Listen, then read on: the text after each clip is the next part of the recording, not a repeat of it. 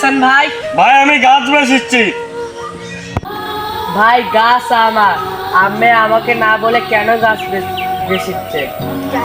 আমার টাকার দরকার, আমি গাছ বেচবো। তুই কি করবো কর যা। ভাই তোমার দুই ভাইয়ের ক্যাসালের মধ্যে আমি গাছে কিনবো না, তোমরা থাকো, যাই আমি। আমার ভাইয়ের জট করবো না, সারা গাছ বেচা যাবে না। আমি নিম্বর আসার কাছে বিষের দেবো, তাছাড়া হবে না।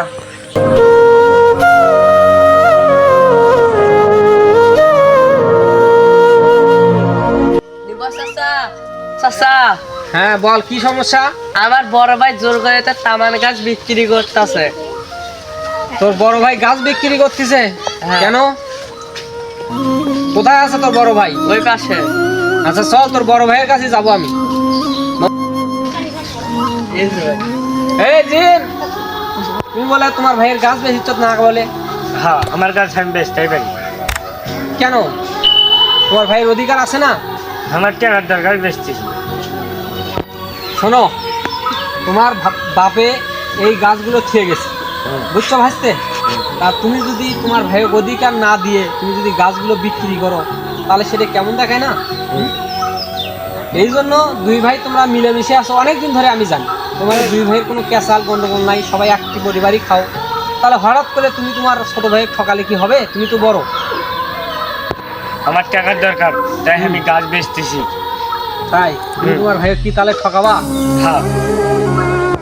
শোনো ভাই, এই গাছ আমাদের পরিবেশ বাঁচায়। এই গাছ যদি না থাকতো তাহলে এই যে রোদ, এর ভেতর তুমি কোথায় যা দাঁড়াইতে কও? এই গাছে কিন্তু আমাদের ছায়া দেয় এবং অক্সিজেন দেয়, পরিবেশ বাঁচায়। এই জন্য তোমরা দুই ভাই রাগারাগি করে গাছগুলো তোমরা বিক্রি করে ক্ষতি করবে। এই জন্য গাছ বিক্রি করলে আবার নতুন করে গাছ লাগাও, তাও দুই ভাই ক্যাচাল করো না। আবার গাছটা বিক্রি করে তোমরা দুই ভাই অবশ্যই ভাগ বটোয়া করে নাও। তোমার ভাই কি তোমাকে ফেলে দেবে? তোমরা তো এক পরিবারই খাও।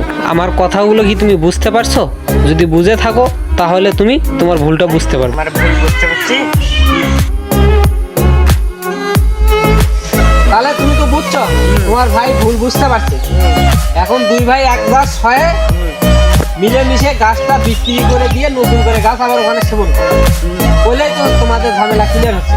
অতএব দুই ভাইয়ের মধ্যে ক্যাসাল গন্ডগোল করো না, দুই ভাই একটি হয় না। ঠিক আছে চাচা।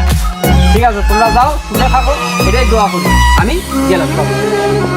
এরকম সমাজে যদি ভাইয়ে ভাইয়ে যদি দ্বন্দ্ব করে সামান্য কিছু বিষয় নিয়ে, তাহলে আমাদের সমাজটাই কোনোদিনও শান্তি ফিরে আসবে না।